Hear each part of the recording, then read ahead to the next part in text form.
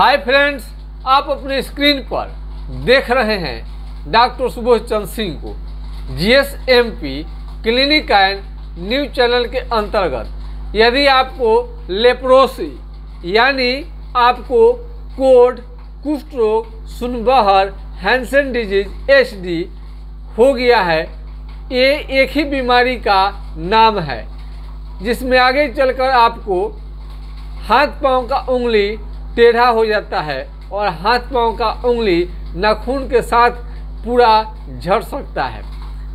यदि आपको इस बीमारी हो गया है यह बीमारी, तो इसका क्या क्या लक्षण है और कैसे इलाज से आपको बचनी चाहिए, आज की खास वीडियो में बताएंगे। बहुत सारे लेप्रोसी सुनबहर के मरीज आते हैं तो उनका स्थिति कंडीशन देखने के बाद में हम क्या बताएं, बहुत ही चिंता होती है। खास करके गांव देहात में किसी को लेप्रोसी हो गया है और उनके हाथ उनकी यहाँ से मान लीजिए कि सुन्न हो गया है, उंगली उनका ये हाथ की उंगली हाथ ये सुन्न हो गया है। बहुत सारे देहाती डॉक्टर में ऐसे भी मिलते हैं, पता नहीं कहाँ से उन्हें ये जानकारी मिलती है कि चमड़ा को एक बार जला देने से अब कौन सी दवा उस पर लगा देते हैं, पूरा जल जाता है और वो बोलते हैं कि पुनः जल जाने के बाद में पुनः नया चमड़ा आएगा तो ये आपका बीमारी ठीक हो जाएगा। खैर ठीक है, रोगी ने तो आप पर विश्वास कर लिया और आपको इलाज करने की अनुमति भी दे दी, लेकिन ऐसे चिकित्सा करने के बाद में जब रोगी का बीमारी ठीक नहीं होता है, हाथ का ये जो हम इसका आप देख सकते हैं थंबनेल में इसका हम प्रयोग करेंगे, वो हाथ जल गया है और ये जलने के बाद में वो फिर से बीमारी ठीक बिल्कुल नहीं हुआ, बल्कि और ये हाथ उजला हो गया सफ़ेद दाग की तरह और उनकी भी हालत ख़राब हो गई। बाद में उन्होंने YouTube चैनल को सर्च किया, हमारे GSMP clinic and news channel को, तब उन्हें मालूम चला कि लेप्रोसी की बीमारी उन्हें लग गई है। ये आप बहुत लोगों को शेयर करनी चाहिए, इसके मरीज बहुत ज़्यादा संख्या में है। आप देख रहे होंगे घूमते हुए पैर को अजब सा उठाते हैं और लगता है कि पैर में उनकी जान नहीं है। चप्पल लग रहा है कि ज़बरदस्ती जकड़े हुए हैं या फीते वाले चप्पल का प्रयोग करते हैं, उनके पैर का चप्पल ऑटोमेटिक निकल जाता है और उन्हें समझ में भी नहीं आता है। लेप्रोसी के मरीज को जहाँ चमड़ा सुन्न हो गया है वहाँ पर कट जाए, जल जाए, तभी भी समझ में नहीं आता है।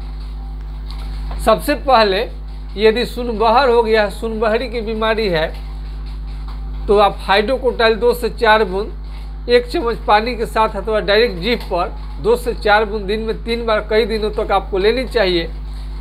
इससे कुष्ठ रोग बीमारी का रोकथाम हो जाता है। कुष्ठ रोग एक गंभीर बीमारी है और लंबे इलाज के बाद में भी ठीक होता है, लंबा इलाज चलता है।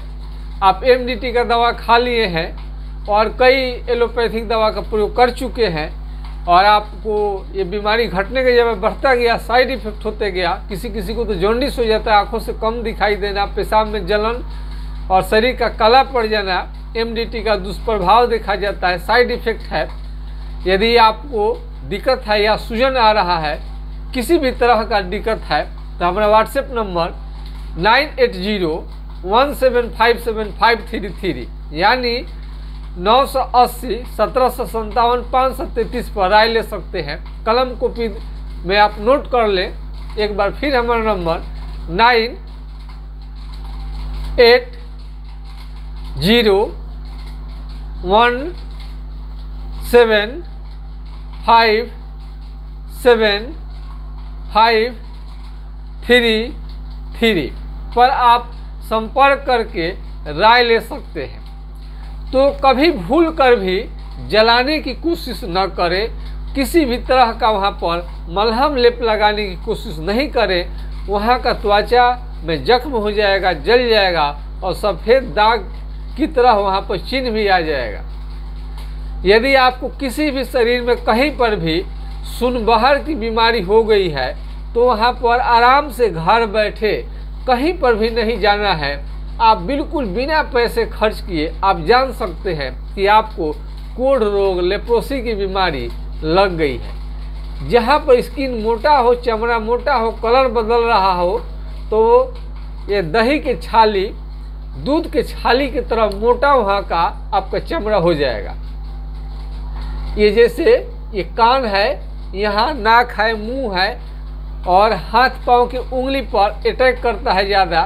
आप चमड़ा, जहाँ चमड़ा सुन्न हो गया है वहाँ पर कुछ भी न करें, पेन ले हलाएं, पिन, अल्पिन, चिट्ठी, कलम कुछ भी हलाएं, नुकीला चीज़ कुछ भी ना मिले तो चिट्ठी काट कर देखें, वहाँ पर आपको बिल्कुल कुछ भी समझ में नहीं आएगा। यदि कुछ भी समझ में नहीं आए, सेंसेशन वहाँ पर नहीं बुझाए, आपको नहीं समझ में आता है, तो आपको लेप्रोसी की बीमारी है। और जैसे आपको जहाँ पर टेस्ट करते हैं ये चुभने लगता है, दर्द करने लगता है, कष्ट होता है, तो आप समझिए कि आपको लेप्रोसी की बीमारी नहीं है। जिस प्रकार से मुर्दे को जलाया जाता है, यानी डेड बॉडी को जलाया जाता है, उनमें किसी भी तरह की प्रतिक्रिया देखने को नहीं मिलती है।